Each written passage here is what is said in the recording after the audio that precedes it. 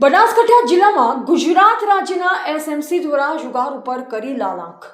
Thara police station વિસ્તારમાં એસએમસીનો દરોડો તેરવાડા ગામની સીમમાંથી જુગાર ધામ ઉપર ત્રાટકી ઝડપી કરાઈ કાયદેસરની કાર્યવાહી। બનાસકાંઠા જિલ્લાના થરા પોલીસ સ્ટેશન વિસ્તારમાં એસએમસી દ્વારા દરોડો પાડવામાં આવ્યો હતો।